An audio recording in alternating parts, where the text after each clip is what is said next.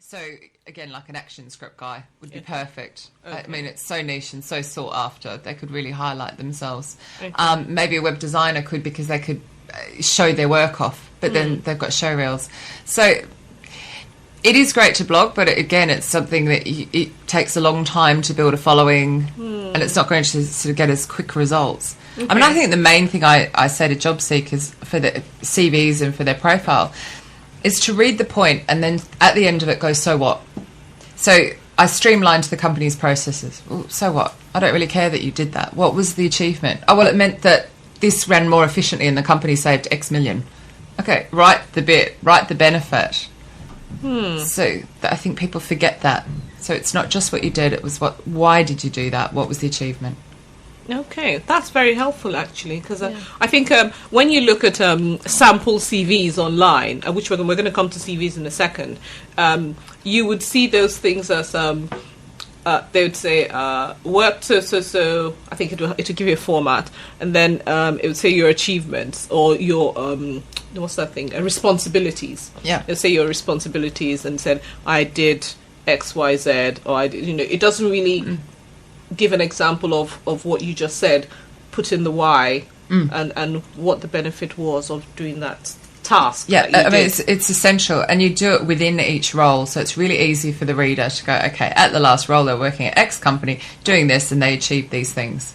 And it's all reverse chronological order. Okay. Easy. Okay, so I guess let's move on to CVs now, since we're already talking about CVs. So, Elkie. Yes. You see lots of CVs. I do. And what do they look like? Are they... Where do we start? Yeah, okay. This doesn't sound good. So, I guess it's a silly question, but what kind of CVs that come across it? Good ones? Not very good ones? A whole variety. Okay. Some which actually do provide some entertainment, which are always lovely. But definitely not a good thing. No, it's not. For example, you're saying keep it relevant, but to talk about your achievements. But we do recommend that you don't say you came first in the sack race at school. And you can laugh, but I've seen it. Wow. Serious? Oh, yes. But also to make sure that the CV is actually agent-friendly. Because a lot what of does agent-friendly mean? Agent-friendly means so that they can go and find the CV. A lot of agencies use job boards, they have databases, so they search, and they're using a lot of Boolean search strings, things like that, which basically means keywords. So on a CV, without ruining the readability, which Katrina I agree. Yes, you need to put in keywords and power words.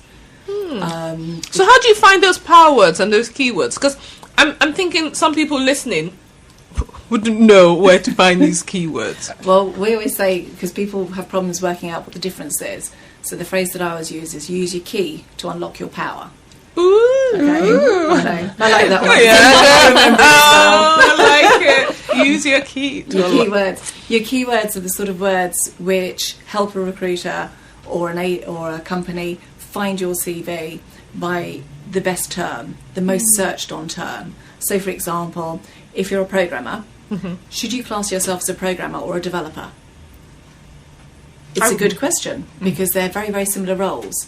But this will also depend where you live, because geographically it's probably different in the States to where it is in the UK. Oh.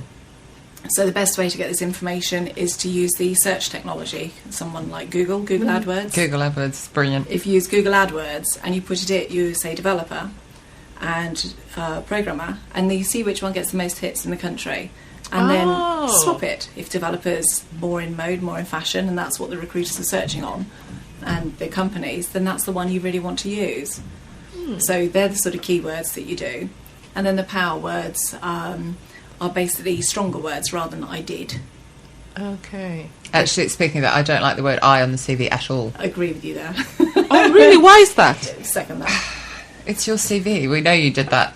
So you don't write I manage team. You just write manage team of, or you just make it gender, not gender. It's just neutral. Person, non-specific. Yeah, that's it. Person neutral. Yeah, person. Whatever the correct terminology is. It's third person kind of thing. It's not succinct, isn't it? As well, it's just more succinct. Why put in articles you just don't need? Yeah, it's third person, and sometimes if you go through an agency, then they pass it on. And they don't have to rewrite it. And actually, another thing is, don't put your contact details in the footer, because a lot of the agents' technology won't pick that CV up and put it on the database. They'll end up lost. So actually have it as, you know, your name at the top, here's my email, and here's my mobile number. You don't need to put much more. If you want to put your location, sure. I would just put London, for example. I wouldn't actually put my address. I've never put my address. Oh, no, I have put my address, yes. Yeah, I mean, it used to be the done thing. You put your date of birth and everything. I think these days with data protection, people put less. But it is quite important it's in the actual document, just so that your CV does end up on their database, because some of the capturing technology won't capture it otherwise. Okay. I'd like to say it's not really that the agents are lazy or anything. It's more that they have the quantity, and it's about making sure that you stand out and you're found fast, because of the numbers that, you know, recruiters are having to deal with. Okay. But what are the great things that people can put? Okay, keywords, power words. Yep. I get that. But what else? What will make someone's CV stand out? Apart from is it just keywords? Or, I mean, from your experience, both of you, what kind of CVs have stood out for you? The ones that are well formatted, the ones that don't have spelling mistakes. Yes. The ones that are scannable. Most of us don't actually read everything, so it needs to be scannable. You can just whip down it and go, you know, that was their last company, dates they were there, job, and you can, you know, there's a good combination of bullet points and paragraphs, so it's just scannable and you can just read it. And I think there's this so much misinformation about whether your CV should be 2 pages, 4 pages, whatever. Keep it under 4 pages as a general rule. If you're someone who's in their 20s, your CV probably can be 2 pages, but most of us, by the time we're getting into our 30s and 40s, we've got a lot of experience that we need to get on there. Sure, you're trying to cut it down, but if it goes to 3 or 4 pages, that's fine. Oh, really? Don't miss off important stuff. Okay. And spacing. You know, I've seen things written in Arial font 8. I'm sorry, but I can't read that without a magnifying glass. You know, print it off. Look at the document. Can it be read really easily printed? It can't? No. You know, then write it in a bigger font. It goes over page. What doesn't matter. Okay. Because I think people are scared about that, because it seems like, you know, an industry rule that it can't be more than 3 pages. If it's 3 pages, then people are just going to dump it in the bin. I always say recruiters will always dump it in the bin once it's over 3 pages. Do you agree with me on that, Yeah. Elkie, or not? I agree. I think it needs to be clear and concise, Yep. very quick to read. That's because not only we're reading it, but when we forward it on and talk to clients about it, they need to read it quickly as well. So yes, clear, concise, definitely no spelling or grammatical errors. Oh. Otherwise you look like you're sloppy. In black and white, people. Oh gosh. I've actually had a CV come in. So the Windows background was blue. The CV, they changed the paper to be orange. It actually made me feel nauseous, and I couldn't get the CV shut fast enough. Oh, on The clash of colours Yeah. made This me was feel like online. being sick. They sent it Yeah, by so I email. opened it up, Oh, and it wasn't white against the blue. It was actually orange, and I just thought, what are you doing? I've had... so it was shut and deleted, gone. That was their first impression. Pink. Pink is another popular one amongst the women for some reason, younger women. Headlines in bold pink, I think not. Black. Seconded. I think yeah, seconded on the black, definitely every time. Black and white, that's, you know. That's if you want, standard, I yeah. quite regularly put a box at the top, which will be a quick summary of their experience with 5 bullet points that makes them unique. And I might do that in a pale grey, just to shade it a bit and make it stand out. But that's it. There's nothing more creative on there. So profile or summary these days, certainly over the last 10 years, has become quite fashionable, but is also very, very useful. It's I tell people to treat it a bit like like a banner advert. Yeah. Okay. You know, very quick synopsis, not a massive paragraph. Bullet points are great. Yeah. So your key information, what you've done, what you want, and where you're going. Absolutely. Oh.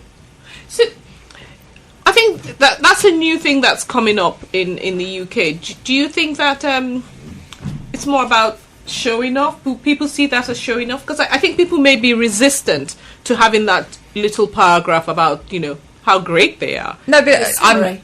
it's a summary. Right. It would be experienced project manager in the IT field dealing with these industries and these kind of projects. You know, that's Okay, it's so a summary. yes, It's like an okay. enticement to entice Yeah, us to continue to read. You don't need to read the whole document. This is what I am. And I always have the 5 bullets will then be something that actually floats their boat. So, you know, passionate about delivering that project on time or whatever it is. Okay. But it's actually them. That I always do that as their next little 5 points, and then you go into their, either education if it's relevant, otherwise it goes at the end of the document, and then their career history in reverse chronological order. So it's straight in, you're there. For technical people, I'd say it's very important to have their skills summary, Yep. the technology they use Yep. on the front page, so that it's very quick and easy to see what they've been involved with. And then obviously if we want more detail, then we carry on reading. Okay. And it's worth remembering that confidence isn't arrogance. So people say, I mustn't blow my own trumpet, but really, just by saying I am an expert at this, that's not an arrogant statement, that's the truth. And so putting that in your summary box isn't a bad thing at all. You just don't want to be, that's not the place to be humble and I don't know, or I'm not quite sure, or I'll leave it out altogether because I'll let them work it out for themselves what I'm really good at. You're trying to make a recruiter's job or an employer's job a lot easier with your CV. So, feel confident about yourself and put your summary in a nice, easy to read format. And again, using that so what with your bullets is exactly the same thing. All you're doing is listing the reason that you Things did you something do. and what it achieved. It's not really being arrogant. I mean, I guess the most important thing is don't lie. Yeah. Oh, yes, absolutely. So, again, talking to somebody else who I know is hiring at the moment, CV comes in and says that he has worked in X team at X company, and this particular reader is going, that was my team at that company, and no, you didn't. I mean, going back to social media now, it's so much easier. I mean, I wrote a blog quite recently about liars get caught. Yes. CV liars get caught, and they do, and it is so easy these days to be found out because it's there. It's just out there, and it's easy for people to look.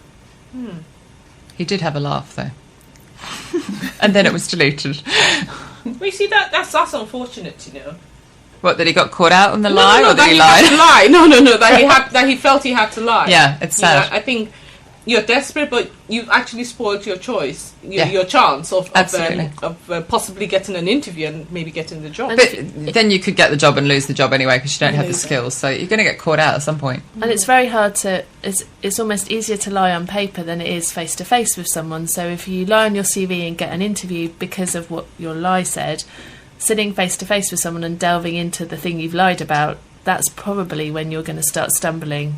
So don't waste your time and the recruiter's time or the interviewer's time, because that will definitely get you a red light and you won't be back. And also, again, if you're in a niche industry, your reputation. Oof. Yeah, it's just Spreads. it's just Elkie? I was going to say, going back to working niche industry, and also, Lois, to what you said about not being too humble on a CV, there was an incident quite a few years ago when I interviewed a candidate and I wasn't really sure why I was interviewing him. Suddenly it was set up, so I saw him and his CV said absolutely nothing, technical guy, but it turned out he was a monk. So I sat there and I looked at his CV and I actually said to him, I'm going to be a little blunt, I said, actually, I don't really understand why I'm seeing you. I am, because it's been arranged for me, so that's fine, not a problem. I said, but your CV is not relevant to my market. We're niche sector, IT, and you're a monk. I don't actually understand why you've come to me. I mean, I was a little bit surprised. What did he say? Well, he said, because I've got these skills. Well, my chin nearly hit the floor because he was really, really good for my niche. And I said, you've got these skills. I said, but they're not on your CV. So I ended up having to have a little chat with him, which people who know me might think was a little lecture, about how humility, whilst it was a very, very good trait for a monk, out there in the real world is not going to work. Was he actually trying to get into? Yeah, he was basically, he'd fallen in love. It's a lovely story, really lovely guy. He'd fallen in love, so he's coming out of being a monk for a lady. Bless. So he wanted to go into the real world and get a job and get married. I mean, he was an absolutely lovely guy, but I took his piece of paper, I wouldn't like to really call it a CV, and I gave him a pen, and I said, you're going to sit over there and you're going to write what you just said. And he looked at me and I said, no. I said, go and write and then we're going to talk again. And we did that. Now, sadly, that poor guy, he'd sent his CV to a few other agents before. Working in a very small niche, they'd blasted that CV out everywhere. So when I rang my clients, they were saying, oh, is that so-and-so? And I said, yes, it is. Oh, no, we don't want him. He's done nothing. I said, actually, you're wrong. He has. Let me send the CV to you. So in the end, to get the CV passed, I had to take his name off it, because people had already seen his name, associated it not with the man who had run networks across 5 different locations, database orientated stuff, excellent skills, But the power of the CV, when it went through, I had my clients say, I want to see this guy. And I said, good. I said, it's so-and-so. They went, no. I said, oh, yes. I said, I interviewed him and rewrote the CV. These are his skills. But because he's been trained as a monk, you know, we had to reteach him to blow his own trumpet. So the power of a CV and getting it right is very, very important. And going back to Lois's point, humility is lovely in a person, but there are times when actually it's not going to help you.